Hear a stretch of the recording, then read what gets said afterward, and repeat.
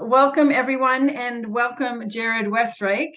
I'm really glad to have Jared on today. I met him, I actually went to the bike depot and I saw a sign on the door about Wallace Emerson shinny rink closing. And I have a family of shinny players. And so I was immediately interested. And so I just basically, by looking into this issue, I came across the work that Jared's doing on it. And Jared, you're going to share that with us a bit later. But that's how I came in contact with Jared. And I thought anyone who is a champion of recreation in this city, of community recreation, of things that get people outside, I would love to hear their perspective. So that's why I invited you on. So thank you very much, Jared, for coming. Thanks for having me. So let's start by you giving us your perspective on what you see challenges are in Toronto, whether it's to do with recreation, to do with youth, to do with community, like whatever it is from your perspective. What do you see the challenges are right now? Yeah, so I think one thing that I'm sure almost everyone is talking about is the fact that the cost of living in Toronto is it's so high. So being able to afford to live here is really difficult with the high cost of housing. And one thing that I think really helps is if people can save money in other ways. So one of those things is being able to get around the city without a car. And another one is being able to take advantage of all the amazing recreational opportunities that exist in the city through the parks and other things like community centers. So I think it's really important that the city's prioritizing bike lanes and effective transit so that people don't have to pay the high price of having a car. And I also think the city really needs to do a good job of prioritizing parks and different community events so that when people want to spend time with their friends and spend time with their family, they can have those low cost options out there. Toronto has 50 refrigerated outdoor rinks. That's the most in the world. These rinks are open for more than 3 months a year. They're so well used, and I think the outdoor spaces like hockey rinks are something the city really needs to be prioritizing. And do you see challenges in that, like with access to that outdoor space, with access to parks? Like, is there anything that you think is kind of getting in the way of that access? Yeah, I mean, the rinks recently they have gotten really busy. So it's not uncommon for you to show up and for there to be just so many people that want to play that really it's almost not safe when there's so many people on the ice. And it's I think the city should be increasing the amount of rinks that exist and increasing the time that it's open, which is why I mean, as you mentioned with the Wallace Emerson rink that might close down after the renovation of the park. That's why me and a lot of other people in the community feel like that's such a shame, especially with so many new people that will have the opportunity to move into the community as the new condos go up, which is great. So we really just kind of hope that there's an even bigger increase in the amount of public spaces like rinks that people can go to enjoy time with their community. So I think you brought up two really good, important challenges for people to get. And one is, like you say, the affordability in this city. So people talk about affordability when it comes to transit, when it comes to housing, when it comes to groceries, whatever it is. And I really like what you're saying, that one of the things the city can do to address the affordability issue is provide free recreation for people.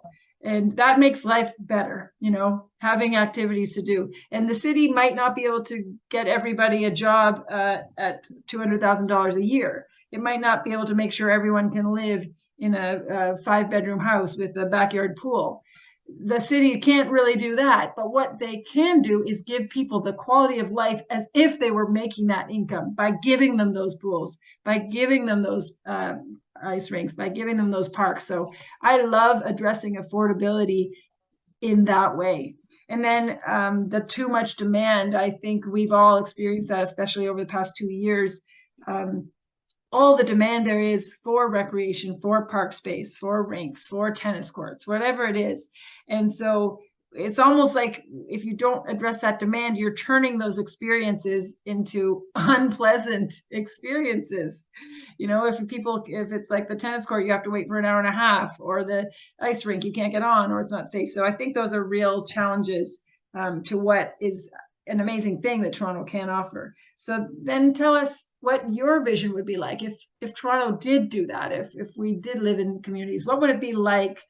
What would be that city that's got affordable, accessible recreation for you? Yeah, I mean, I think a really good example of where communities come together and they really maximize the public space that they've had is the Dufferin Grove Park community.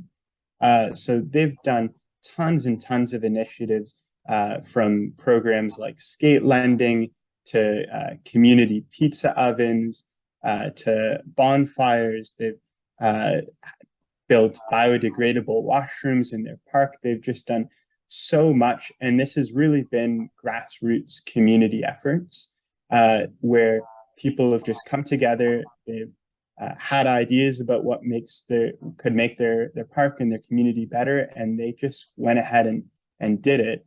And I think it worked the best when they had that support from the city, when city staff were really behind them and really supporting the types of efforts that they wanted to do.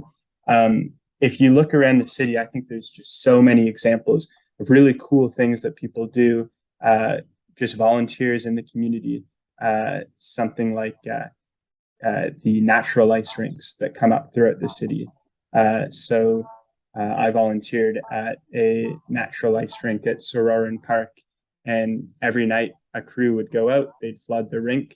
And what that meant was during the day, kids had a local rink that they could walk to.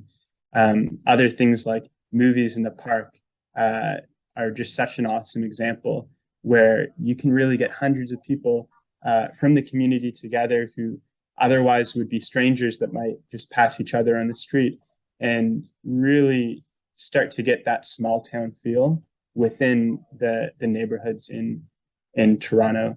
And I think when there's such a high demand for these sorts of things, for these uh, community amenities, like you mentioned, the wait for tennis courts and how busy the hockey rinks are.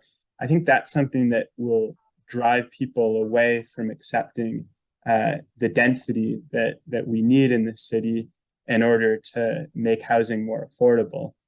So if we can kind of get ahead of it and try to provide as much recreational opportunities now, then I think people will realize that it's okay if new towers come to their neighborhood, because it's just going to mean more neighbors who can come and move into their community. I think that is such an important point, and it just reminds me of how sometimes people fight things because they're worried about traffic increases. And Yeah. so if we could separate having more people from traffic, from noise, from overuse of the tennis courts, from overloaded schools, suddenly people would be welcome because we would meet those needs in all those other areas. And by having adequate attention to parks and to recreational facilities, absolutely. Now it's more players for Shinny. Now it's more potential drop-in tennis partners. Now it's more people who are going to come to the community pizza dinner. So I think that's a really, really good point of if we really do want to have the density that like is coming at us, and if we want to have it in a livable, friendly way, then the parks are a really key part of that.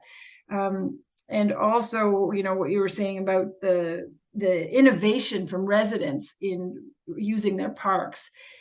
Sometimes the city kind of lets things happen, and sometimes the city I've seen, well, it seems to me sometimes they can try and micromanage. They can try and get a Mhm. little bit too involved, and that sort of can kill that initiative or at least dampen it.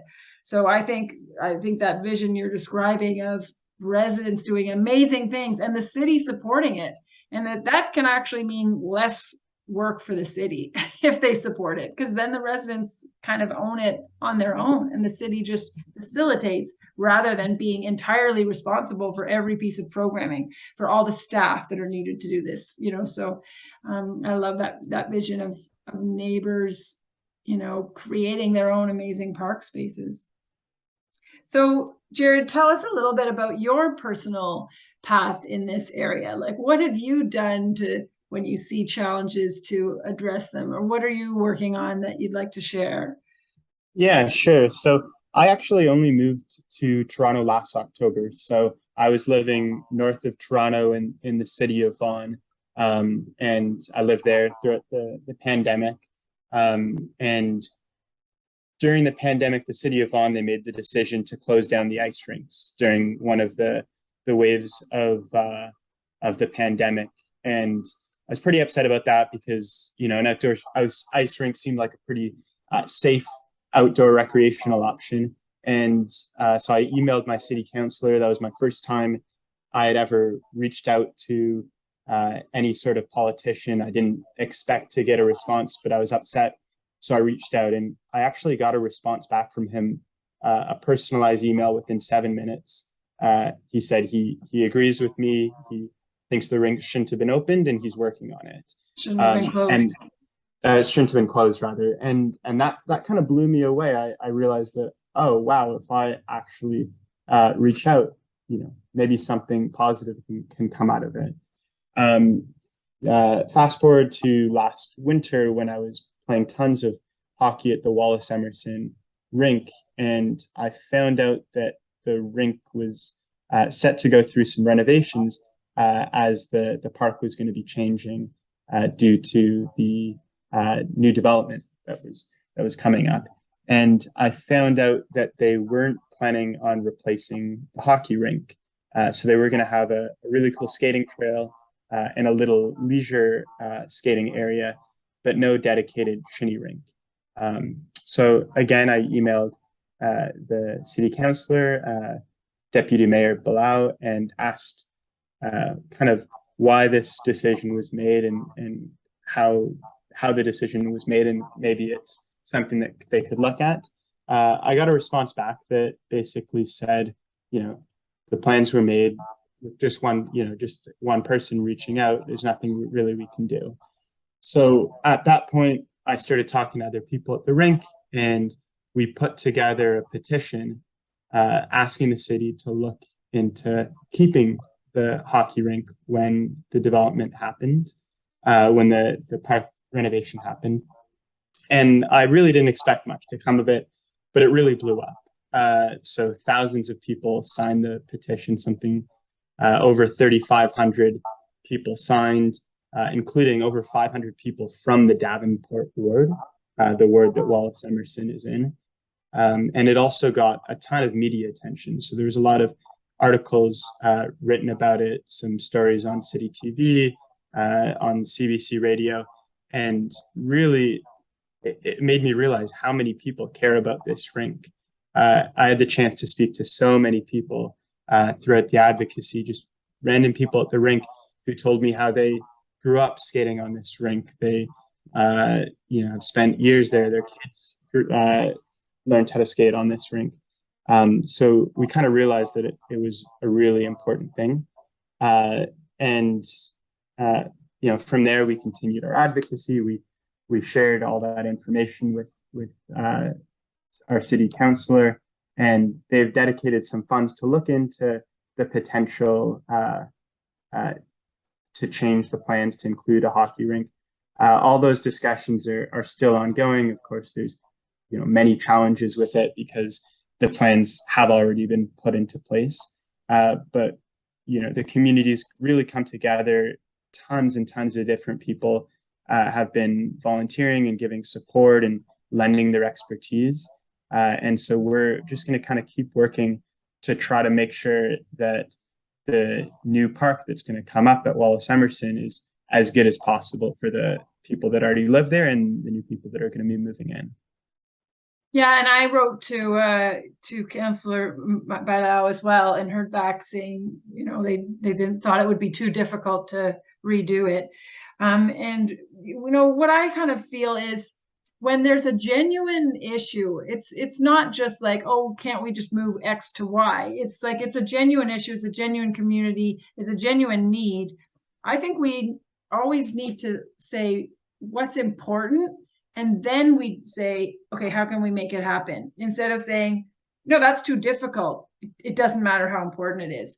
Like I'm sure you and I and all the people who are supportive of this rink, it's not that we want to tear up 3 years of work and throw designs down the toilet and begin consultation from scratch. Like it's not that. It's like, oh, we forgot something really important.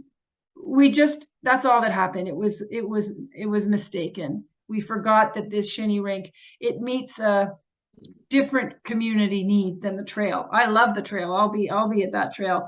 But the shinny rink serves a different population that is not going to have their needs met from this new design, in my opinion. So I think it's like, okay, let's sit down and say, how do we deal with this problem of where we are at in the plan? Like how can we nimbly, adapt and be flexible? And so, Jared, do you think there have you given up hope? Let me ask you that question. Sorry to put it that way, but do you think there's still a possibility for making this, having shinny in this area? Yeah, I actually do think there's still hope. So there are a lot of technical barriers, and there's a lot of challenges once you have a project that already is far along and it already is designed. And it is difficult to try to convince people to take that step backwards, to try to redesign something, even if it is going to cause an improvement for the park. And so I think some of those technical issues that the city saw with the design, that the landscape architects in the community, just volunteers who care about the rink, the designs that they put forward, I think some of those can be overcome. And so the city's written back to us, and they've listed what they think are the technical barriers. And we're just going to sit down and we're going to try one by one to resolve them. And then the other thing that we're going to do is we're going to try to talk to everyone who's running for city councillor in the Davenport ward in the upcoming election, try to get their support, try to show them why the community cares so much about this. And then when they're doing the phase 2 consultations, so the first phase of the park has been designed and the contract's been awarded to, and there's still going to be another phase of the project, and we're going to do our best to be there and to bring hundreds of people out who care about the hockey rink and see if there's a way to amend the plans in the second phase. So there obviously would be a sunk cost to that, like in any project where you're trying to make a change. But we think that there's enough support in the community, and we think that we can potentially get enough support from whoever is going to win this city council race to try to drive this forward.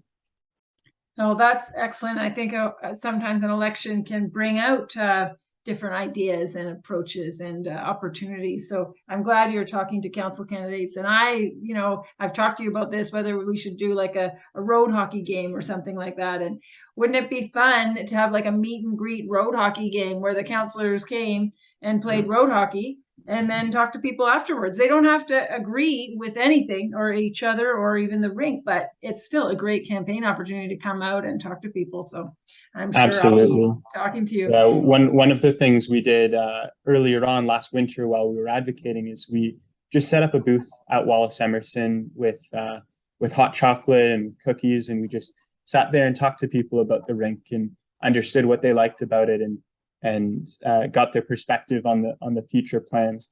And that was a really, really important event for us because so many people, whether they were there playing hockey or whether they were there skating, really got to see the value in the rink. And from that event, a ton of people reached out to their city councillor, and that helped drive our advocacy forward. So I think another event like that, hopefully even with some of the city councillor contenders attending, would be really cool. So I agree. So let's make that happen. And so what about people who are listening to this? Some of them might live in Davenport, some of them might live outside, some of them might live on the other side of the city. How do you think, how would people either connect with you and this campaign if they're excited about the idea of keeping shinny in Davenport in your area? How could they connect? And for someone who's maybe in Scarborough or Etobicoke who has their own sort of rinks or tennis courts or whatever the issue is, what would you suggest to them to make your vision more real of accessible, affordable, engaged communities with outdoor recreation? Yeah, absolutely. So if you want to get involved in the Wallace Emerson rank advocacy, we've got an email address. You can reach out to us and we can give you more information. That's save.wallace.emerson.rink@gmail.com. We also have a Facebook group. It's if you search up Save Wallace Hockey, you should find it, and I think you'll link it in the description of the podcast. Yeah. Um, and if you have ideas or if you just want to stay in touch and find out what's happening or stay up to date as new public consultations come up, definitely reach out to us and we'll be happy to provide that information. In terms of if you live elsewhere in the city and you're just kind of concerned about advocacy at your own parks and at other parks throughout your community, I think there's tons of things that you can do. One of them is following your city councilor's newsletters. I follow that now, and it has tons of information on public consultations for everything from parks to bike lanes and everything in between. Another thing that I did is I found the local Facebook groups and the local email lists and everything like that, and just try to really understand what's going on in my community, figuring out who the different community leaders are and just meet with them and engage with them. And it's been a total whirlwind so far the past year, just digging into my community and trying to stay informed. It's been a really cool learning experience. Yeah, and I mean, at the very at best, you're going to make a difference to what you see around you, what you can play, where you can go, and at the very least, you're going to get connected to what's going on and connected to your neighbors and connected to your political representatives who are there to help you. So I think that's a really great recommendation. So yes, I will put a link in the episode. I'll put your email in the episode, and I look forward to hearing news on this as your work goes. And I just want to thank you, Jared, for coming on this show, but also honestly for doing what you're doing. Community leaders who champion causes when other people might just say, oh, the rink's closing, that sucks. Like I've done that before. I've seen things that I don't like and I've just kind of felt like, oh, I can't make a difference. And then when someone does and they step up, then I get re-energized in it and I get so excited and I want to help. So you're doing an amazing thing, Jared. So thank you very much for that. Thank you so much. Okay. Have a great day, everyone.